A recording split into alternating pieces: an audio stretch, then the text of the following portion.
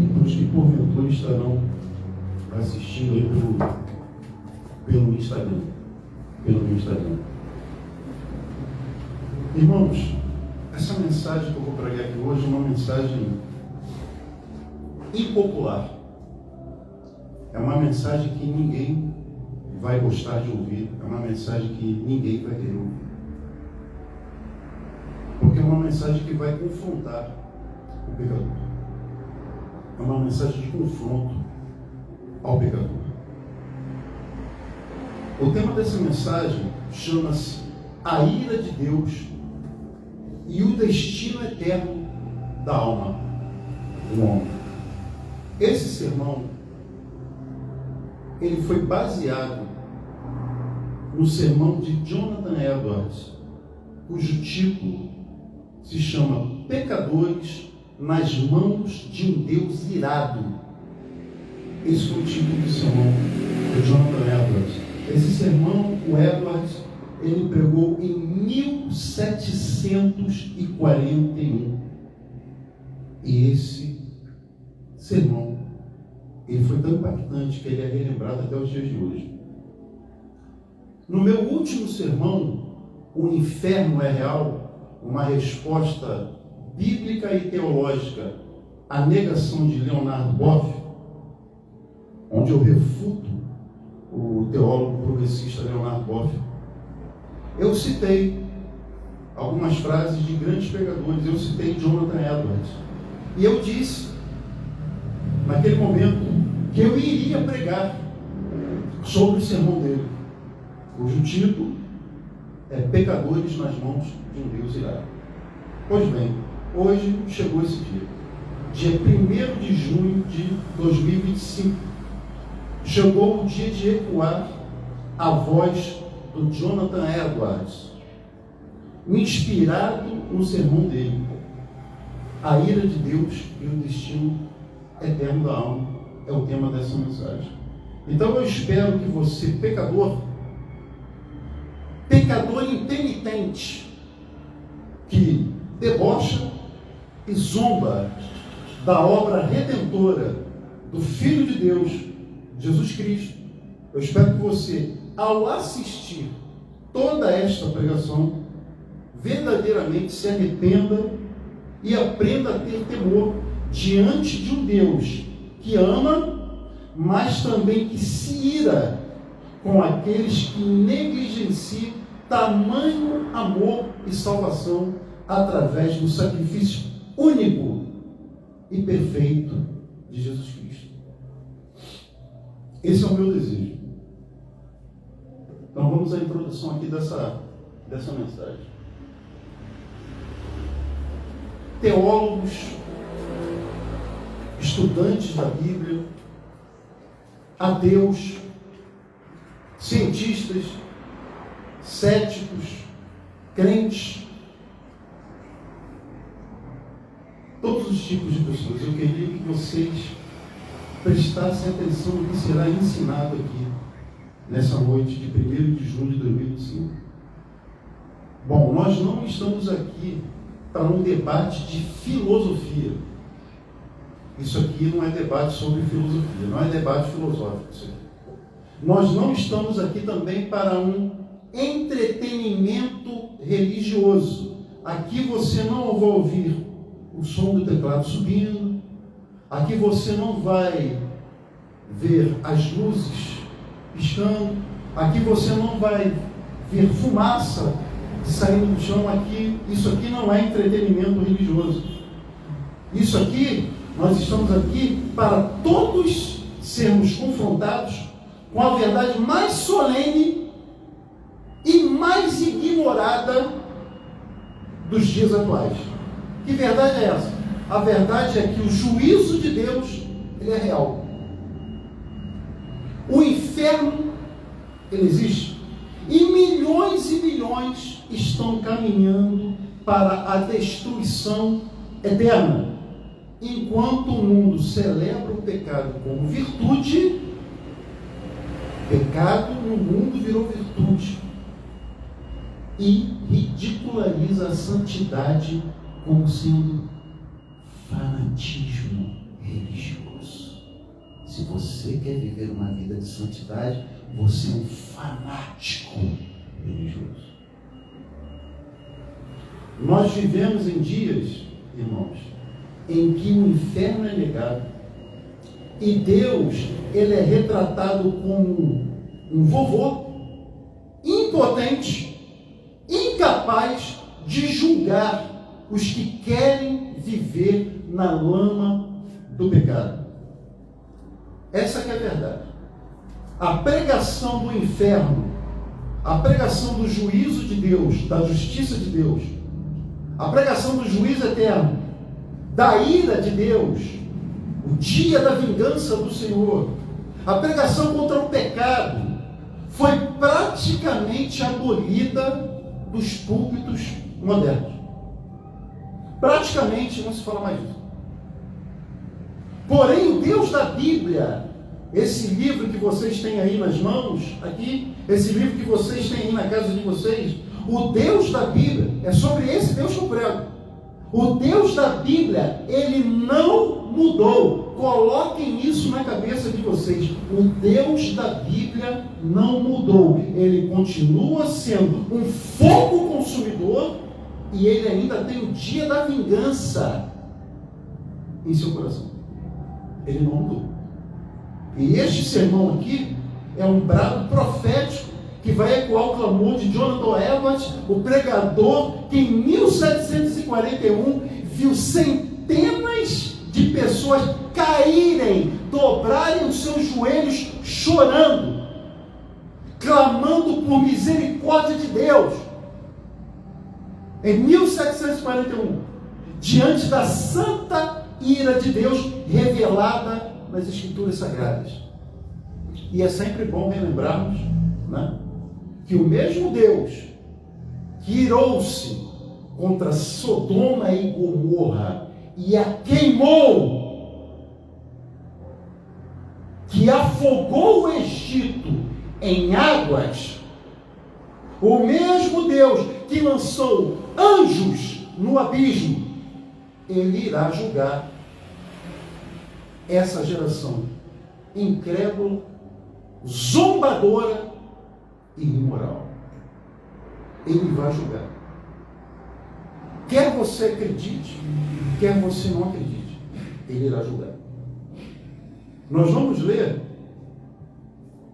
o capítulo 32 de Deuteronômio, verso 35, e nós vamos fazer uma exegese aqui bem breve aqui do texto. Esse é o capítulo, é o versículo que o Jonathan Edwards usou lá em 1741.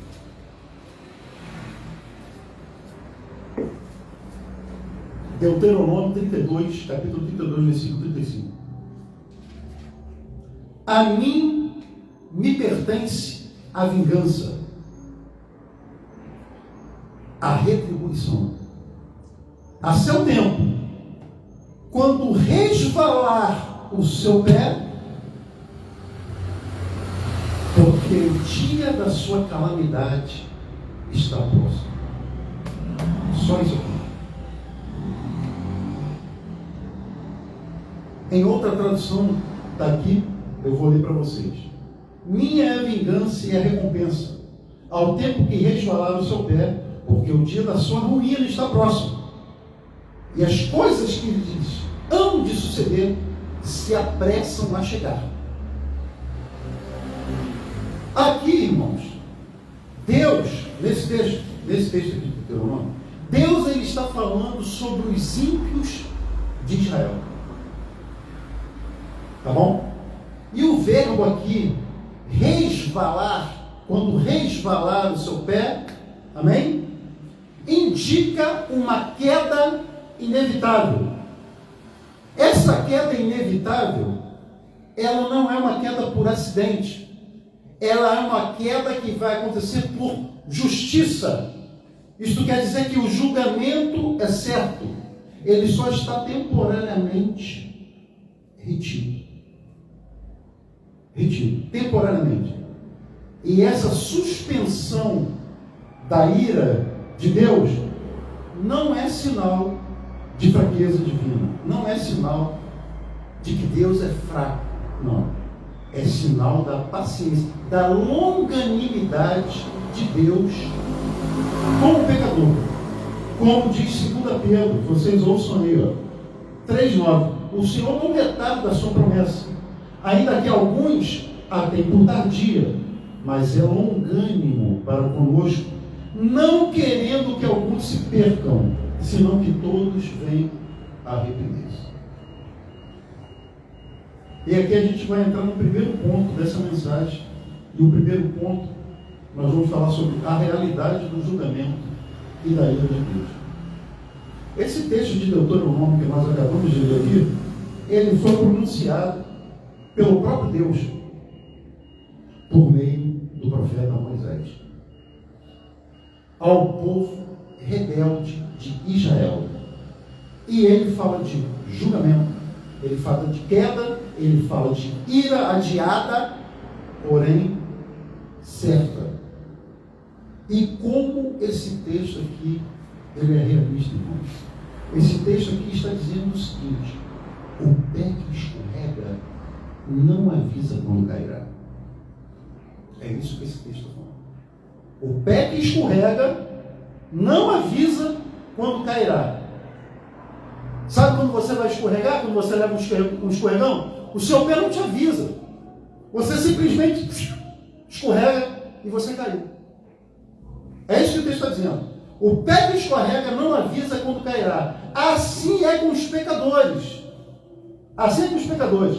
Eles andam por caminhos lisos, sustentados somente pela misericórdia de Deus.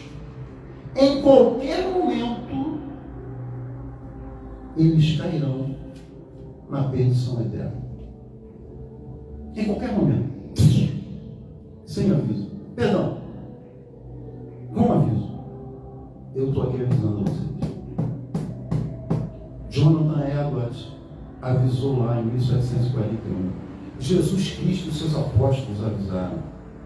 Há ainda pregadores que pregam toda a verdade bíblica. Ainda. Vocês devem procurar tais pregadores. O hebraico da expressão quando resvalar seu pé carrega a ideia de um tempo que será inevitável, não vai ter como evitar, determinado por Deus, em que o juízo chegará com certeza. O verbo usado aqui é moed, o tempo da visitação de Deus. E o príncipe dos pregadores ingleses, Charles Spurgeon, ele tem uma frase muito boa. Ele diz o seguinte: se você escapar do inferno, será pelas mãos perfuradas de Jesus. E se você for para o inferno, será tropeçando sobre a cruz de Cristo. Ele quis dizer o seguinte: você escapa do inferno pela obra redentora de Cristo, crendo. E você vai para o inferno tropeçando nessa obra, não crendo, debochando, ridicularizando. Aqui a gente entra no segundo ponto: a condição miserável do pecador diante de um Deus que é santo. Você que hoje ouve essa pregação e permanece com seu coração de pedra, impenitente, você precisa saber de algo muito importante. Hoje mesmo, você está debaixo da ira de Deus. Mas me falaram que eu sou um homem abençoado, que eu tenho a bênção de Deus. Te falaram mentira. Você não está debaixo da bênção de Deus. Você está debaixo da ira de Deus. E eu vou provar. Que você está debaixo da ira de Deus. O seu coração permanece como pedra. Você está debaixo da ira de Deus. Você pode não sentir, mas você está condenado. Você que não quer se arrepender, impenitente, você está condenado. Sua incredulidade não vai anular a realidade da sua condenação. Não vai conseguir anular. Assim como se você, ao fechar os seus olhos, você não vai conseguir apagar a luz do sol. Negar a condenação eterna ao inferno não vai conseguir também apagar as chamas condenatórias do inferno. Não vai. E aqui está a prova. João 3,36. Eu falei que a ira está sobre você. Eu falei isso. A prova é Jesus Cristo. A prova é o que Jesus diz na palavra. A prova está aqui, em João 3,36. Aquele que crê no Filho, quem está falando é o próprio Jesus. Aquele que crê no Filho tem a vida eterna. Bom, eu creio no Filho. Eu tenho a vida eterna. Mas aquele que não crê no Filho não verá a vida, mas a ira de Deus permanece sobre ele. A ira, não a bênção, a ira de Deus permanece sobre ele. Esqueceram de te pregar isso, mas eu estou te lembrando que a ira de Deus, pecador que não quer se arrepender, está sobre a sua vida hoje, agora. Não é a bênção.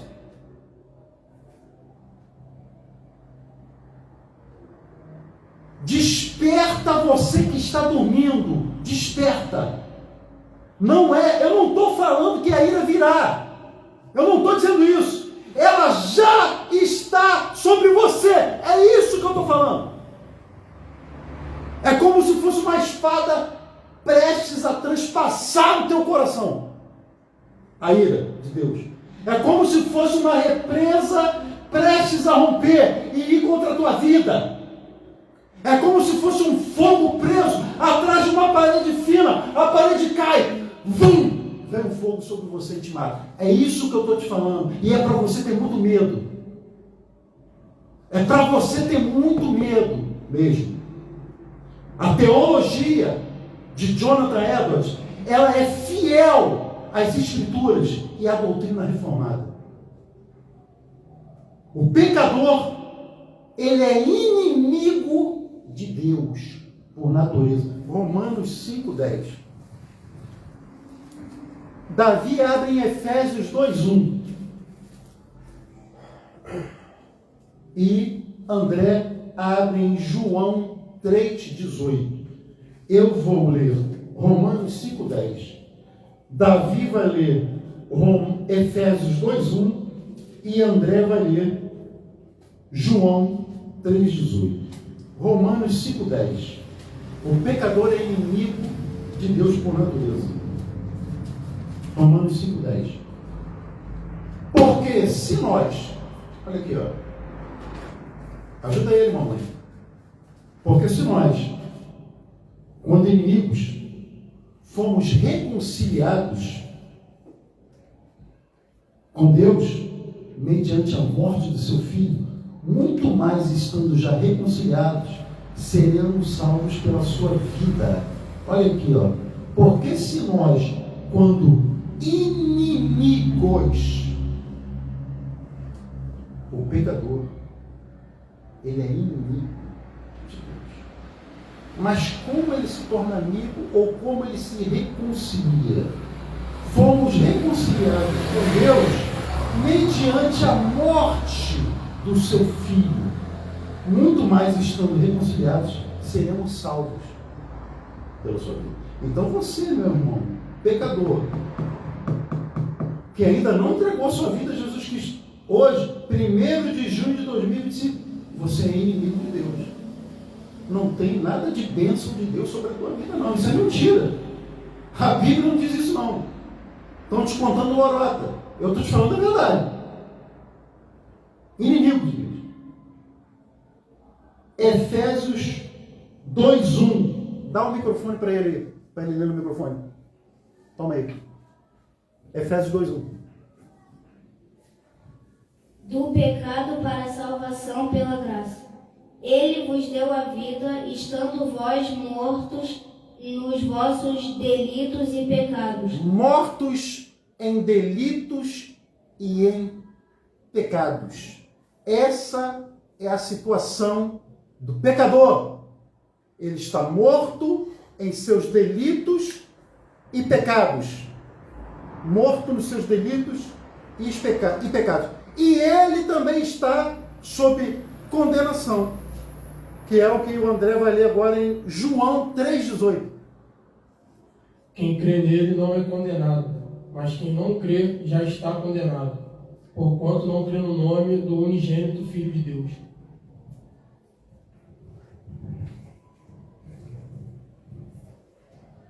Quem não crê nele, esse nele é quem?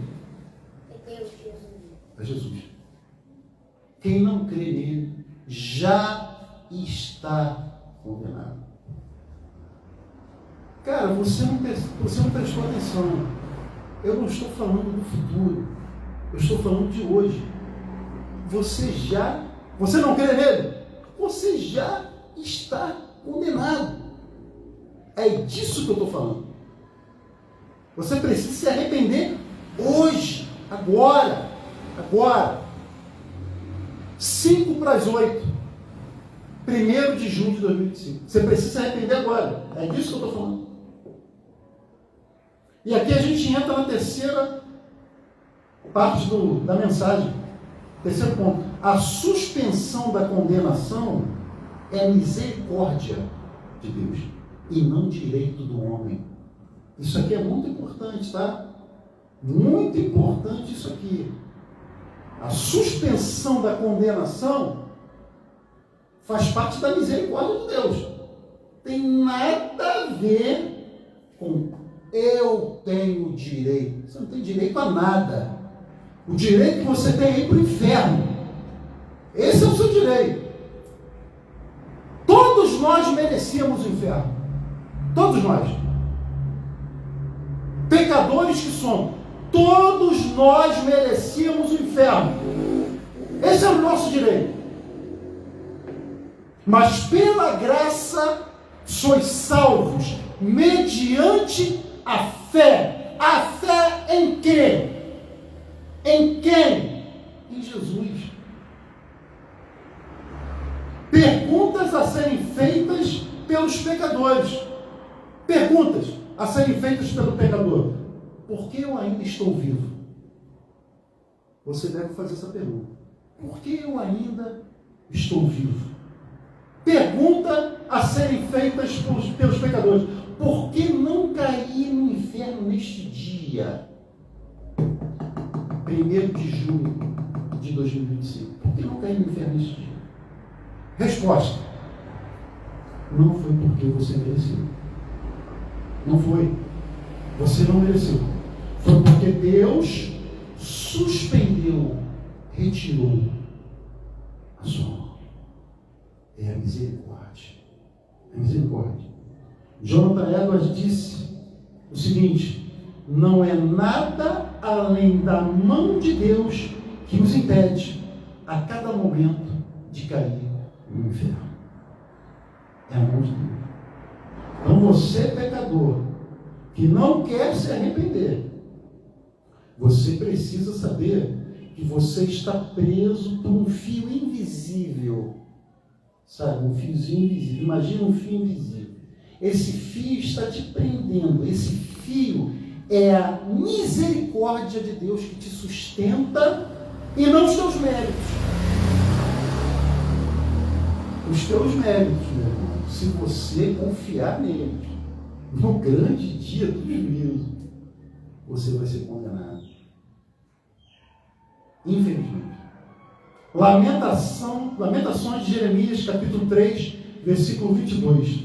As misericórdias do Senhor são a causa de não sermos consumidos, porque as suas misericórdias não têm fim. Por que Deus não acaba conosco hoje, os pecadores hoje, os impenitentes, aqueles que não querem se arrepender? Pecador todo mundo é. Eu estou falando do pecador impenitente, aquele que não quer se arrepender, não quer crer. É disso que eu estou falando. É por causa disso aqui. As misericórdias do Senhor são a causa de não sermos consumidos. Você só não foi consumido hoje por causa da misericórdia de Deus, aquele fio invisível que eu falei, que está te segurando. Porque quando esse fio invisível, Deus tirar a mão, você cai no inferno. C. Sproul dizia o seguinte: o que é chocante não é que Deus condene, o chocante é que Ele salve alguém. Está entendendo, cara? Um Deus santo, puro, imaculado, que não tolera, que não transige, que não compactua com o pecado. O extraordinário é que Ele salve pecadores. Não que Ele condene, porque a condenação dele é justa. Nós vamos ver aqui. Quarto ponto: Deus é justo e não tolerará o pecado para sempre. Ele não vai tolerar o pecado para sempre. Ele é justo. Ele tolera, mas Ele não vai tolerar para sempre, não. Muitos dizem o seguinte: Deus é amor. Essa é a frase que eu mais uso. Deus é amor.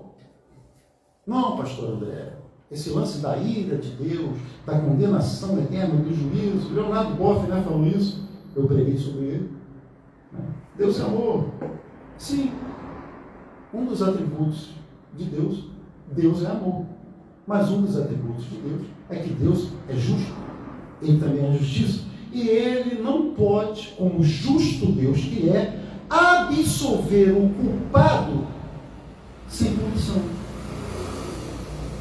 O inferno, o que é o inferno? O inferno é a demonstração final da justiça divina. O inferno é a prova que Deus é justo, cara. Deus é justo. É a prova, o inferno é a prova. E quem rejeita o sacrifício do Cordeiro de Deus, Jesus Cristo, não receberá outro mediador no dia do juízo, não. Não tem outro mediador, só tem um. E Hebreus 10:31 diz o seguinte: horrenda coisa, ou terrível coisa, é cair nas mãos do Deus vivo. Porque há deuses por aí. Né? Há deuses. Esses deuses são vivos. A Bíblia nos apresenta um Deus vivo, que humilhou vários deuses. Eu quero deixar uma notinha aqui, hermenêutica aqui, sobre esse texto aqui de Hebreus 10:31. O verbo grego usado aqui para cair em Hebreus 10:31, empipten, indica uma queda repentina e irreversível. Sabe o que é isso? É a imagem de alguém jogado nas mãos do juiz onipotente e santo. Então é importante salientar que Deus, Ele é e será sempre justo ao lançar pecadores que não querem se arrepender dos seus pecados dentro do inferno. Lago de fogo e enxofre. Tanto faz. Outra coisa que eu quero salientar aqui para vocês: Deus não é sentimental, tá? Deus não é sentimental. Quem te falou isso é mentira. Deus não é sentimental. Deus, Ele é santo. Deus não é sentimental. Deus é santo. E os seus juízos são verdadeiros, seus caminhos são retos. Quando Deus lança uma alma no inferno, Ele o faz com perfeita justiça, sem ser maculado. Ele permanece santo, imaculado, todo-poderoso para sempre. E nós devemos, como igreja, ensinar que a ira de Deus não é uma explosão emocional. Só emocional, não é nada disso. Não é nada disso. Mas é uma reação santa à ofensa moral contra a sua glória e contra a sua majestade. Aqui a gente entra no quinto ponto: a ilusão de segurança e o perigo da religião sem arrependimento. O perigo da religião sem arrependimento. Presta atenção nisso aqui, meus irmãos. Muitas pessoas dirão no grande dia: mas eu sou religioso, eu frequento uma religião, eu tenho uma igreja, eu tenho até uma Bíblia, eu tinha uma Bíblia dentro da minha casa, eu fiz até sinais, eu já até fiz uma reza, eu já orei, eu benzi, eu fiz isso, eu fiz aquilo, e pessoas até foram curadas. Mas Jesus advertiu: muitos dirão Senhor, Senhor, naquele grande dia, e Ele os rejeitará. Eu só estou lembrando, se você não nasceu de novo, sua religião é vã. Venha do jeito que você é, venha do jeito que você está. Deus te ama do jeito que você é. Vai ter alguma coisa errada, cara.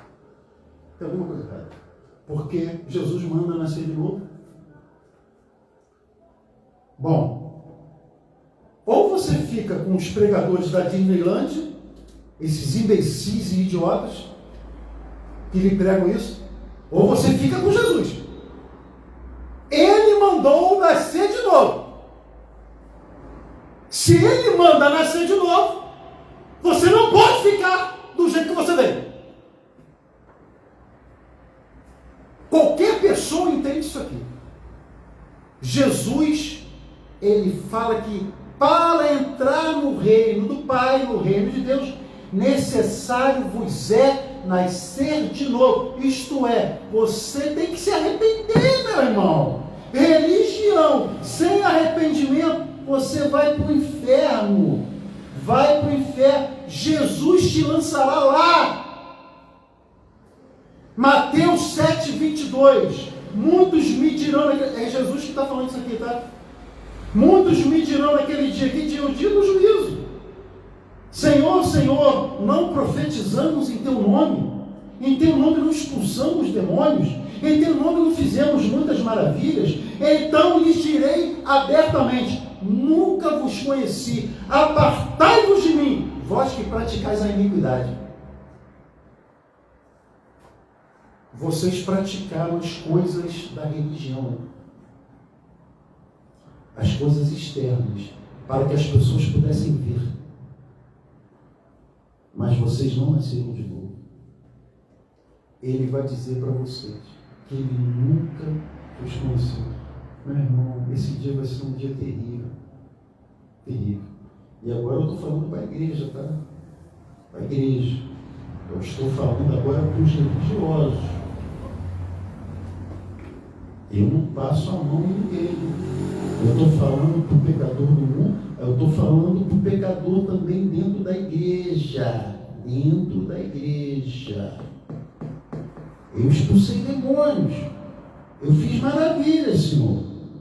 E Ele vai dizer abertamente: eu nunca te conheci, rapaz. Eu nunca te conheci, mulher. Eu nunca te conheci, homem. E Ele vai jogar você para o inferno. Porque vocês praticam a iniquidade. Paul Washer diz o seguinte: a pergunta não é se você ora ou lê a Bíblia. Todo mundo faz isso. Todo mundo faz isso. Se você ora ou lê a Bíblia, todo mundo faz isso. Todo mundo ora e lê a Bíblia. A pergunta é: você odeia o pecado e ama a santidade? Você odeia o pecado a ponto de se desviar dele e amar a santidade? Isto é sinal de alguém que nasceu de novo. Se você não odeia o pecado e não ama a santidade, você só frequenta uma igreja, você só frequenta uma religião, mas você não nasceu de novo. E aqui a gente entra no 6 ponto, o convite da graça antes que seja tarde. Antes que seja tarde?